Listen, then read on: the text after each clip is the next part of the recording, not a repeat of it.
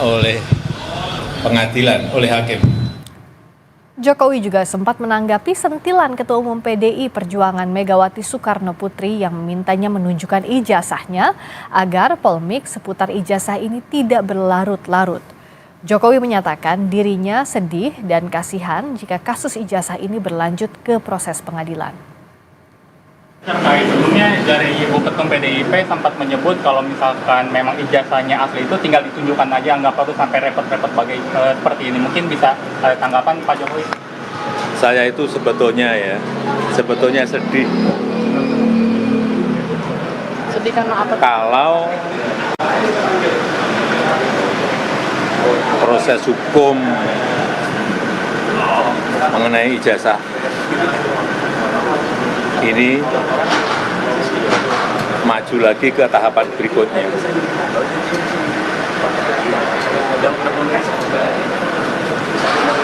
Saya kasihan, tapi ya ini kan sudah keterlaluan, jadi ya kita tunggu proses hukum selanjutnya. Ya, Apa saja hasil pemeriksaan Jokowi di Barreskrim Polri hari ini? Kita perbarui informasi terkininya bersama kuasa hukum Presiden ke-7 Joko Widodo, Rifai Kusumanegara. Selamat malam Mas Rifai. Selamat malam Mbak Berika. Ya, Mas Rifai tadi ada di sana, ada mendampingi Pak Jokowi. Dari 22 pertanyaan yang disampaikan itu seputar apa saja intinya?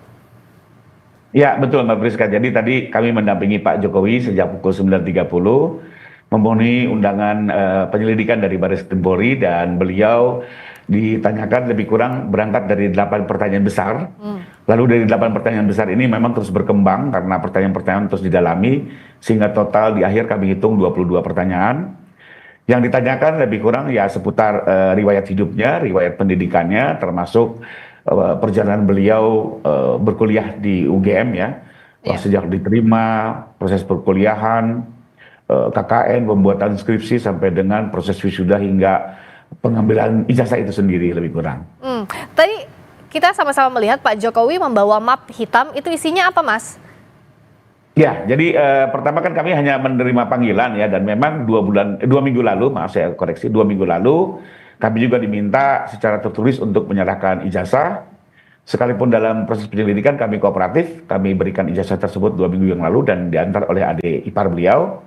Nah, berikutnya kami menerima surat panggilan hari ini untuk pemeriksaan, tapi ternyata di akhir pemeriksaan kami belum diminta untuk pulang karena ternyata ada proses pengembalian dari Barreskrim kepada Pak Jokowi selaku pemilik, yang berarti proses pemeriksaan laboratorisnya mungkin sudah selesai. Karena itu ijazah tadi dikembalikan dan dibawa langsung oleh Pak Jokowi. Oke. Saya mau konfirmasi lagi Mas Rifai. Jadi yang ada di map itu ijazah tingkat pendidikan apa saja? Apakah ijazah UGM atau juga ijazah SMA, SMP dan lain-lainnya yang dimintai yang waktu itu diserahkan ke penyidik? Ya, jadi yang dikembalikan tadi adalah ijazah-ijazah yang sudah diterima sebelumnya ya. Dan memang sebelumnya itu ijazah-ijazah tersebut kita serahkan sesuai permintaan Barreskrim. Apa saja itu Mas? Ijazah tingkat apa saja? Tidak hanya S1, yang ada termasuk yang SMA juga. Oke, jadi ijazah S1 dan SMA ya? Betul, karena yang jadi polemik kan itu ya, yang jadi polemik. Nah, ini berbeda dengan waktu di Polda ya. Jadi kalau yang kemarin itu memang ada permintaan resmi dan ditahan. Tapi kalau di Polda ini perlu diluruskan juga, kemarin kami itu diminta cukup menunjukkan. Jadi waktu Polda itu tidak ada penerimaan atau penyitaan. Hanya untuk menunjukkan di SPKT. Karena untuk Polda Metro ini memang ada prosedur, setiap pelaporan maka bukti awalnya perlu ditunjukkan. Misalnya kalau kita juga mau melaporkan ada sengketa pertanahan, maka sertifikat di saat awal ditunjukkan. Nah, kemarin juga terkait dengan pelaporan pencemaran nama baik, diminta ijazah asli ditunjukkan, setelah itu langsung kami bawa kembali. Itu yang di Polda. Nah, tapi kalau yang di Barreskrim memang sempat 2 minggu lah tertahan oleh, bukan tertahan ya, ditahan, diminta oleh mereka. Oke, jadi pada saat ditunjukkan di Polda, karena di Barreskrim dulu ya, Mas Rifai, betul ya? Enggak, awalnya kami di Polda dulu. Oh, Polda dulu ya? Jadi awalnya di Polda dulu kami membuat laporan, nah ternyata untuk menyampaikan laporan di Polda, itu ada satu prosedur khusus ya, di mana di ruang SPKT sendiri, ini bukan ruang penyidikan, jadi ruang penerimaan laporan. Itu bukti awal harus ditunjukkan dulu. Dan harus asli. Tadinya kami pikir juga hanya fotokopi legalisir, tapi ternyata asli. Akhirnya kita bawa aslinya kita tunjukkan, baru kita boleh membuat LP. Itu yang di Polda, makanya waktu di Polda tuh kita bawa kembali gitu ya. Nah, beda dengan yang di Barreskrim. Kalau Barreskrim ditahan ijazahnya karena untuk diperiksa uji lab 4 itu ya, Mas Rifai ya? Betul. Nah, betul, yang selama 2 minggu nih. Ya, karena ini banyak juga di media sosial, Mas Rifai. Saya mau konfirmasi langsung ke Mas Rifai. Jadi ijazah yang dibawa oleh Pak Jokowi, baik ijazah SMA ataupun ijazah S1, itu bisa dipastikan asli yang diserahkan ke penyidik? Betul, asli.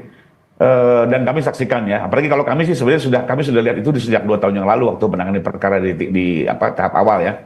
Jadi memang ijazah asli itu ada dan diserahkan. Waktu di Polda pun juga dilihat secara fisik, bahkan waktu kita tunjukkan difoto juga oleh para penyidik Polda ya. Nah, tadi juga di Barreskrim penyerahan kembali juga difoto kembali oleh pihak Barreskrim. Kalau Pak Jokowi bilang sebenarnya kasihan dengan para pihak yang terkait dengan kasus ini, tapi ini sudah keterlaluan.